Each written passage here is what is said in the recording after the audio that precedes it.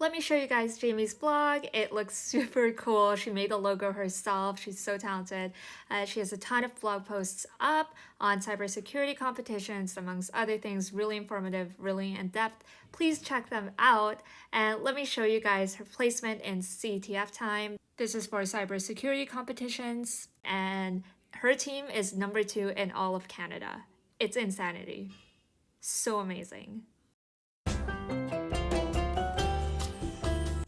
Amazing. Okay, let me ready your blog too. Okay. Yay. Hello everybody, welcome to my channel. My name is Bea. Today I am very excited because I have my friend Jamie here and we're going to talk a lot about cybersecurity. She is the expert. She's amazing, really, really good. If you're interested in cybersecurity at all, if you want to learn how to get into it, what it entails, keep watching, please. And also, I need to plug Jamie's blog, which is jambi.net. Check it out. Let me share my screen. Fix this a little bit. All right, Jamie, tell me a little bit about your high school experience. Did you code prior, like back in high school? I definitely coded a little bit. So like you've mentioned, a lot of schools don't really prioritize security, and especially in my high school, they didn't even prioritize computer science, period. So there were no standardized classes for me to take in terms of coding or computer science. So I had to teach myself. Mostly I had to I had to make scripts for my video games, things that I would play. I would try and teach myself C with varying degrees of success, but overall high school experience was definitely an introductory dive into programming, definitely nothing in depth. Let's talk a little bit about university. So how did you get started with cybersecurity? I entered university with minimal experience in programming and definitely no knowledge on computer theory. And so diving into computer science and everything related to computer science in my first and second year was a really big shock. It was a really big cultural shock. And definitely cybersecurity was a topic that I was interested in. It was something that was always on my radar, but it was not really something back then I was super into and that I wanted to focus on. Like I said, there's just so many different topics coming in at once.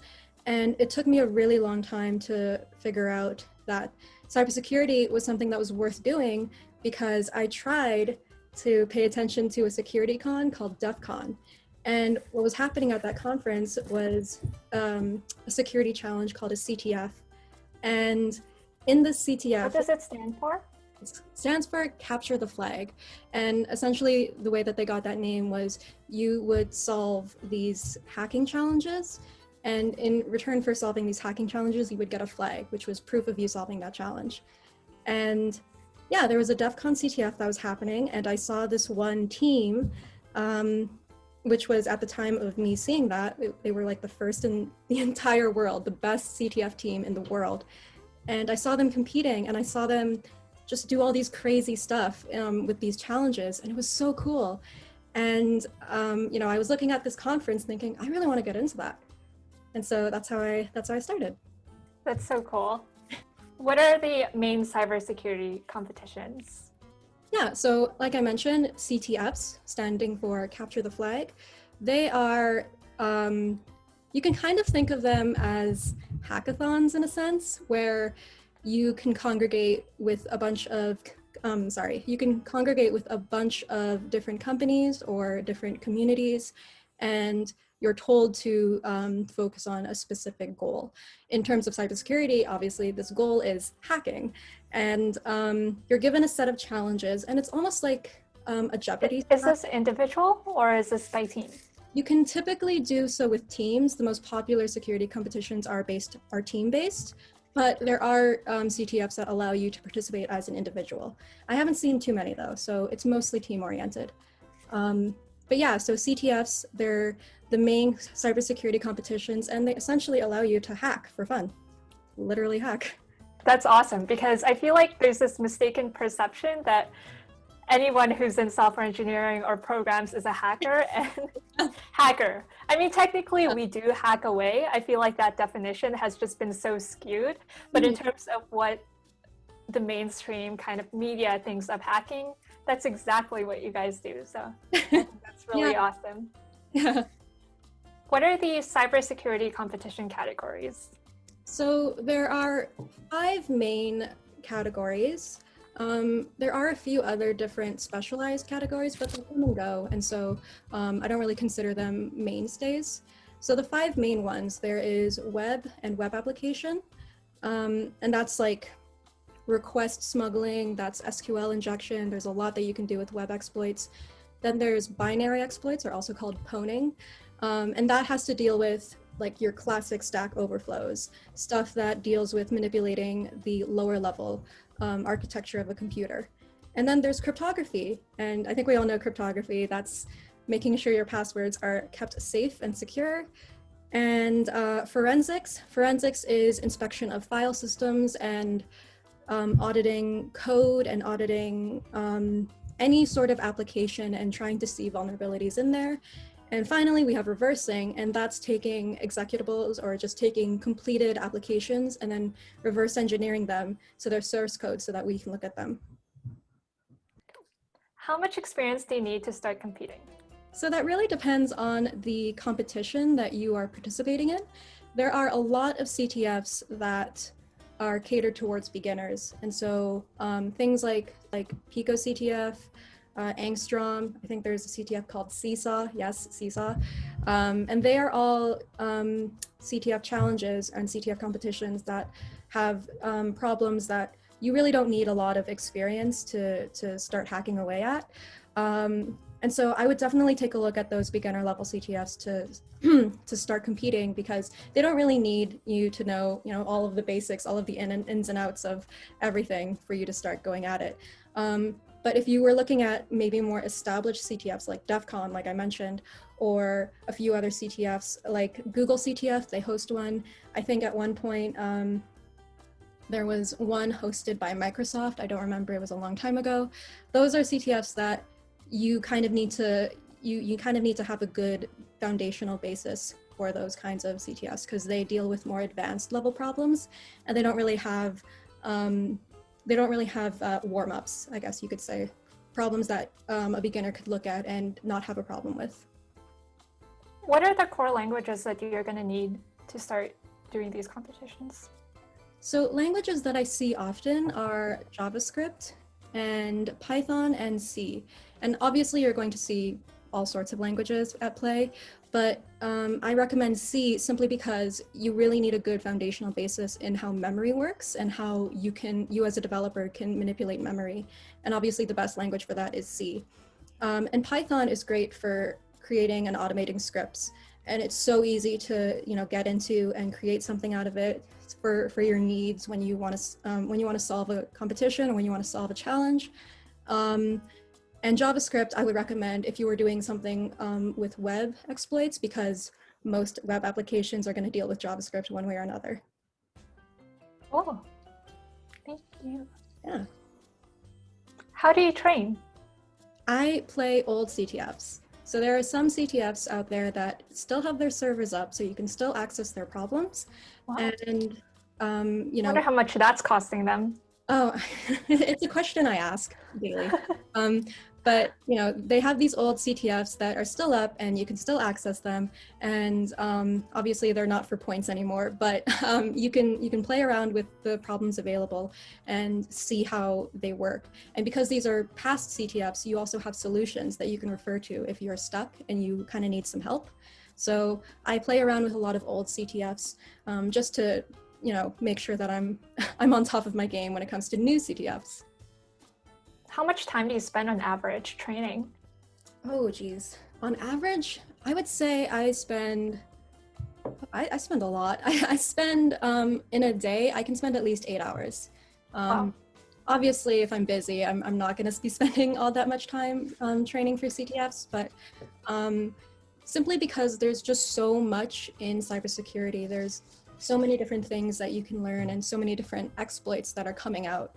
And, besides the fact that it's really exciting to see these and a little concerning, it's also, good to make sure that you're up to date with all of these different security situations and all of these different security exploits that are coming out, because you never know when a CTF will try and create a challenge that caters around a new exploit that's been found.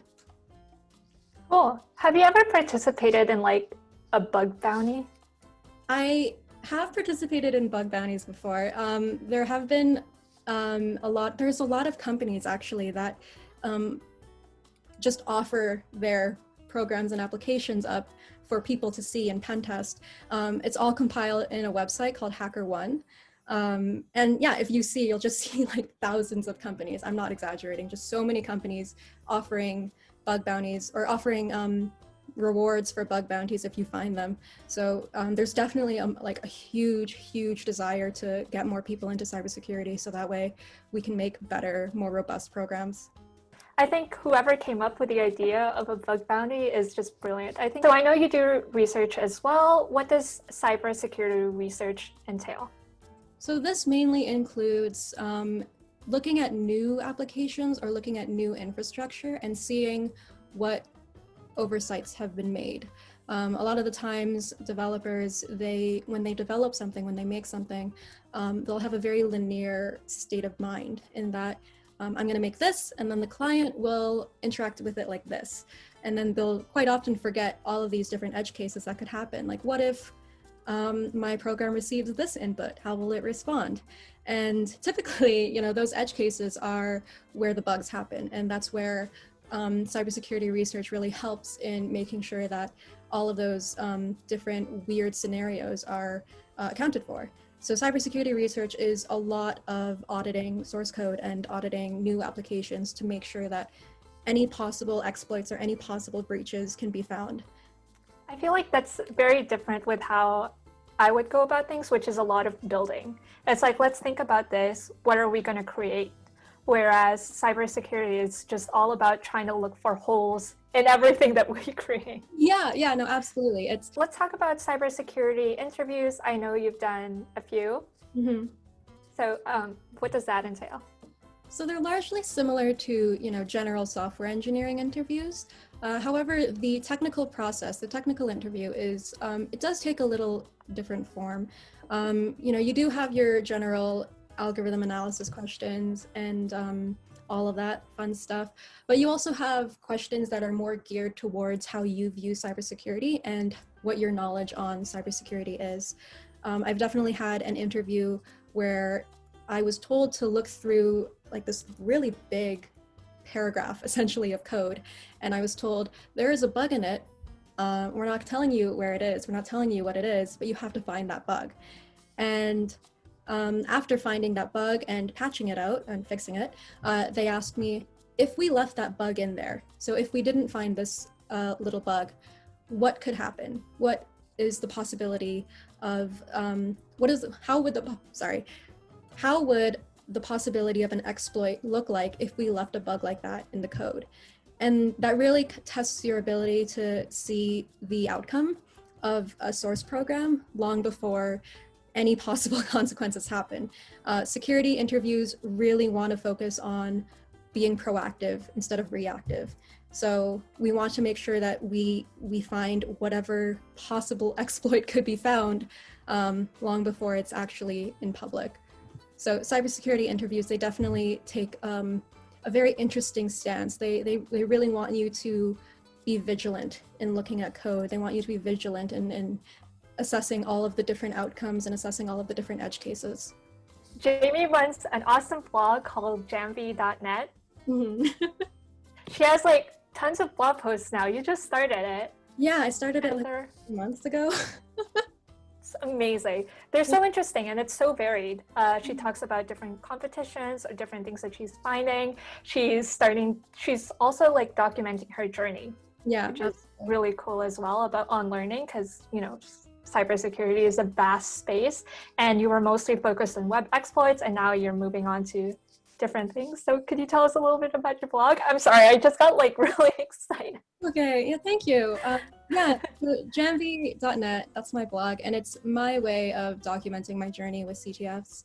Um, I think it's plain to see that cybersecurity is something that I really want to focus on after graduating, and to have a blog to kind of showcase my journey and to almost act as like a portfolio was really important for me.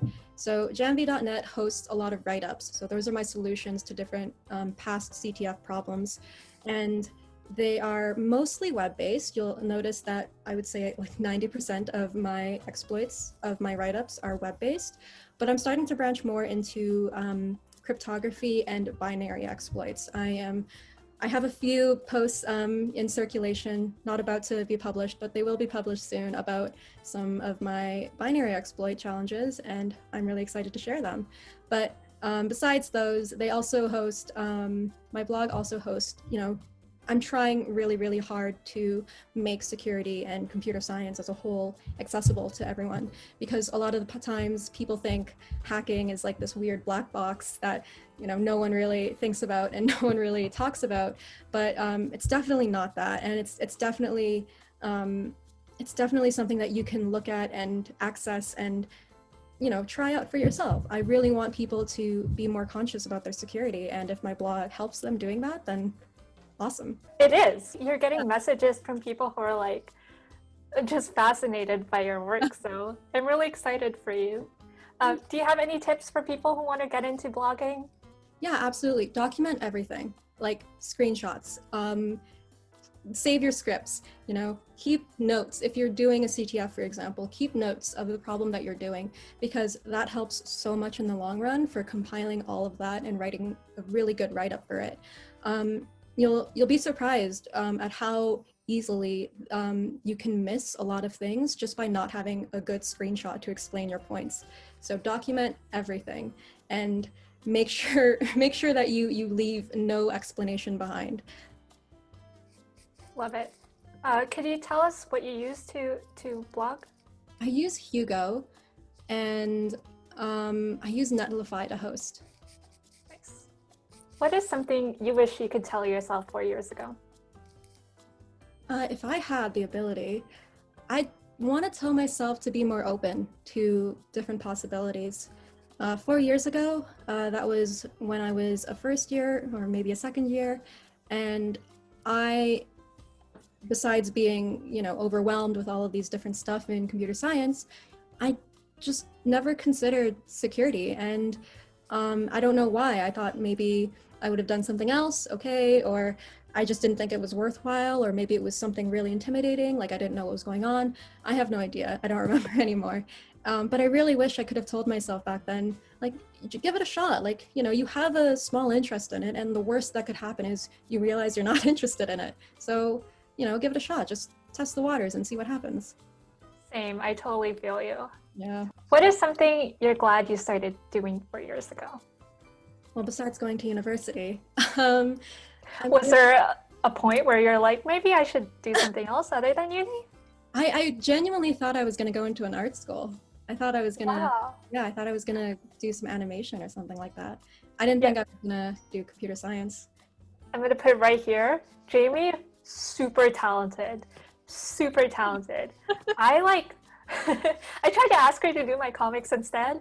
I like your Just because of, yeah. what? I like your drawing style though. Thanks. But I'm definitely no artist like you. You are genuinely so freaking talented at art. Yeah, I actually am really glad that I ended up deciding to go the computer science route and trying out a job that wasn't really something that I thought I would find myself doing. Again, I thought I was going to be an artist when I was older. You could still be. Why not both? That's true. To me, you are both. So thank you. Cool. Let's get started with the Q&A. Thank you for the questions, everybody. Really appreciate it. I know that there's a lot, and I'm sorry if we don't get through all of them. So, what are some prereqs/tools I need to get started with cybersecurity?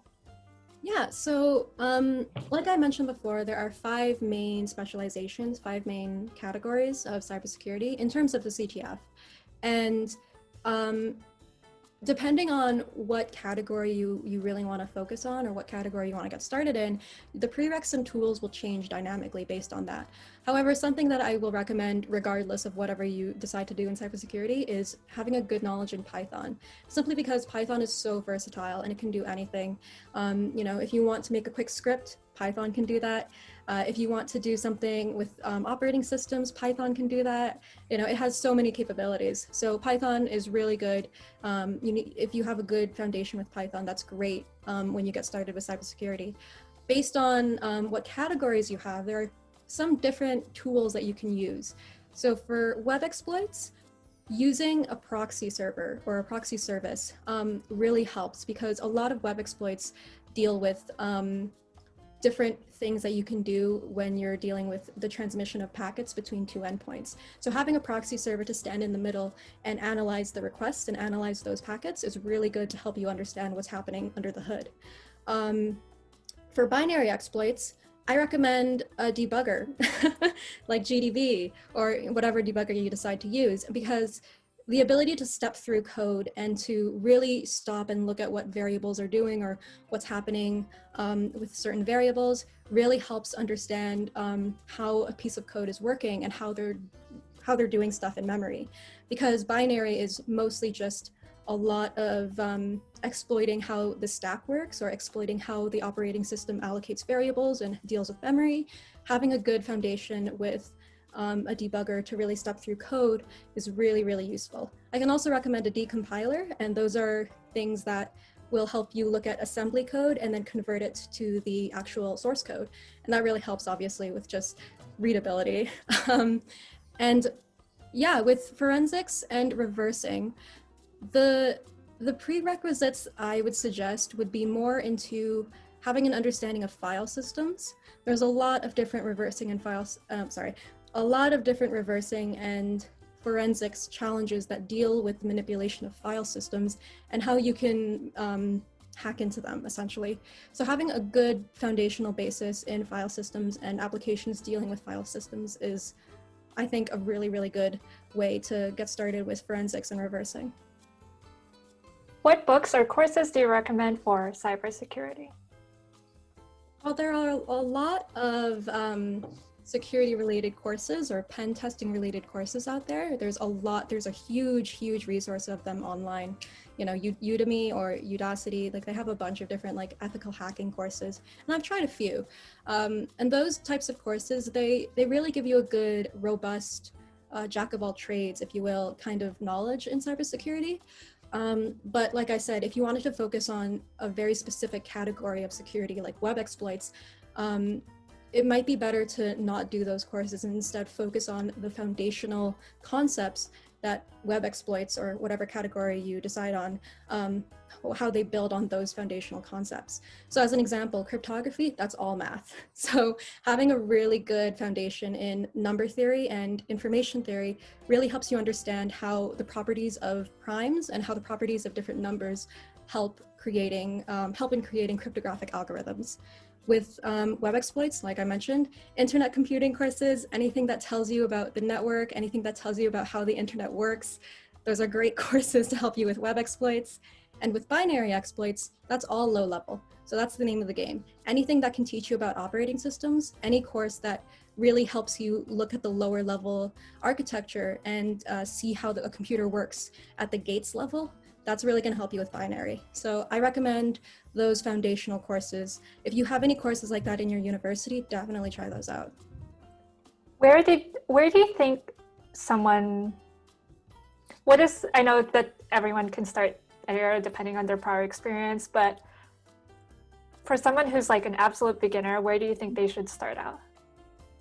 I would recommend first, if you're a complete beginner, then it actually might be better for you to check out those robust Udemy or whatever course that just lets you try everything, right? Exactly, because not only will that help you, sample every piece of the pie, that also helps you understand what things you really like or what things that you're noticing you do better at. Like maybe I don't like cryptography, but I do like binary. And so that will really help you narrow your focus down. And it also helps you to kind of get a good grasp of everything else that cybersecurity can do. So something that is really good for like those ethical hacking kind of courses is they give you a very good description, almost like an abstract of all those different types of categories. And that really helps with consolidating all of those necessary key concepts you would need to really build on your knowledge of security. Oh. What is your specialty, offensive or defensive? Could you tell us like what offensive and defensive are as well? Yeah, absolutely. So specialty, like I said, I really like web-based exploits, but I have been trying cryptography and binary exploits. Hopefully I can talk about that soon. Offensive or defensive, in the context of a CTF, for example, like red team or blue team, offensive teams are the pen testers. They're the ones who hack. They're the ones who, try to get into a system, doing whatever that they can do. Defensive teams, they're on the other side. They're the blue teams. And they're the ones that are trying desperately hard to patch away any vulnerabilities and make sure the offensive team doesn't get in. It's a really fun game. Well, in CTFs, it's a really fun game, but it does have real world applications. There do exist teams who just completely and totally rely on making patches. They're completely on the defensive side, but there are also teams that are completely on the offensive side. You have white hat hackers, for example, who just try their best to poke and prod at a project and see what can be done. And typically, obviously the offensive and the defensive teams, they will collaborate afterwards and tell each other, what should be done and what shouldn't be done, what is a vulnerability and what isn't. So offensive, those are the hackers. Defensive, those are the patchers. How does one, so in this competition, there's going to be a winner? Like, is there a winner and a loser? Is the only way to win? Or is it like points based? Like, Yeah. How does this work? So CTFs, there's you can kind of categorize them by two different modes, I guess. So there's Jeopardy style, and Jeopardy is, well, it's just a list of challenges that you can solve. And those are points based. So the more points you have, the better off you are. So whoever has the most points wins. And then the other side of CTFs are offense, defense, or red team, blue team. And those are what I described. You're either assigned as a blue or a red team, and you have to, either hack into or protect against whatever. And whoever is able to keep on the defensive side, whoever is able to keep their system intact wins. And on the offensive side, whoever can hack into the system wins. Nice. How long does a competition usually run for? They typically run for roughly 2 to 3 days. There are some CTFs that can last a whole week, and there are others that last just a day, but the average is around 2 to 3 days. Wow. What was your proudest moment during CTF? Asked by Tyler. Damn it, how do you pronounce his last name? Tyler Malloy, I think. Yes. Malloy? You think? I think, yeah. I should know, but I only think. Yeah, my proudest moment. So I've mentioned before DEF CON, and that is the biggest, I believe, the biggest global CTF event ever. And they've been running for years. And the DEF CON winners, or I wouldn't say DEF CON winners, but a team that is very well known based on the merits of their participation in DEF CON is a team called Triple P, also known as the Plaid Parliament of Poning. And they are CMU's academic CTF team, and they are one of the best in the world. I have so much respect for them. They also host their own CTF called Plaid CTF. And Plaid CTF is catered towards intermediate to advanced CTF players. So when I was going through it, there was this one problem called contrived web problem. And true to its name, it was very complicated.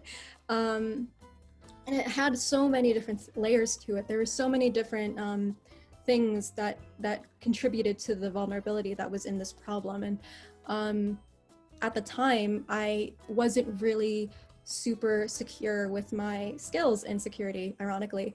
And I thought that, I would look at the problem, but I don't know if I'd actually solve it. There was a lot of guessing. There was a lot of thinking, I'm probably not gonna I don't know if I have the skills to do this, but regardless, I looked at it and I researched a lot, and I spent a good long time at it, and I actually ended up solving it.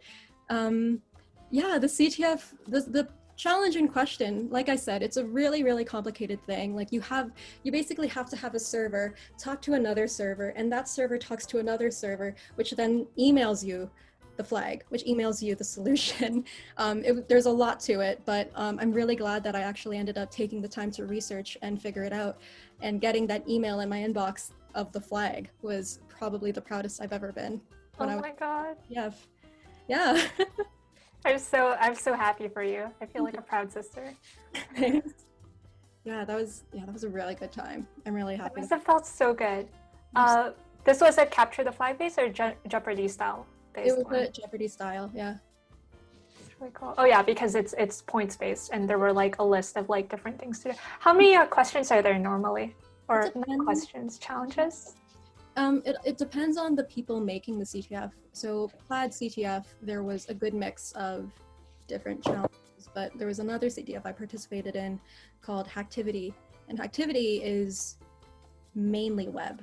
There were like 20 web-based questions, and then there were like 5 binary exploit questions.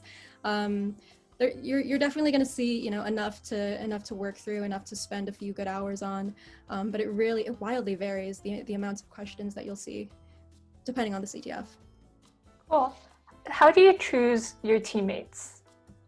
So my team, Maple Bacon, because we're Canadian, we are an academic team, and so all of our participants are students, and we are really, really dedicated towards helping security and helping with outreach in terms of making security more known in the sphere of computer science.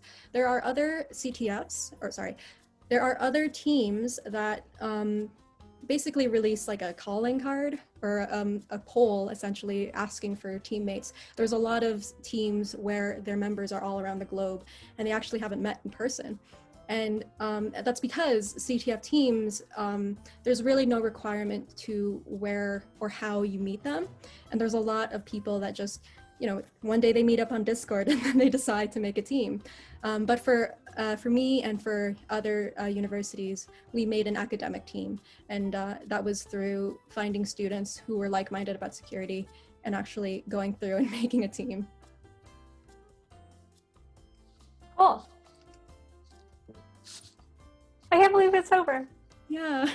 Cool. Thank you guys so much for attending. Thank you so much, Jamie, for answering all our questions. Oh, this sounds aggressive. This was for Daniel, but I kept it for you too. If you have any questions to Jamie, you go through me by the comment section. I will translate them to sound meaner. This was not meant for you. It's fine. I know you guys won't be mean to Jamie. Anyway, if you have any questions, feel free to ask questions in the comment section or DM me. Also, follow Jamie's blog. It's jambi.net. And yeah, thank you so much, everybody. Thank you so much, Jamie. Thank you for having me. Bye. Yeah, bye. Bye.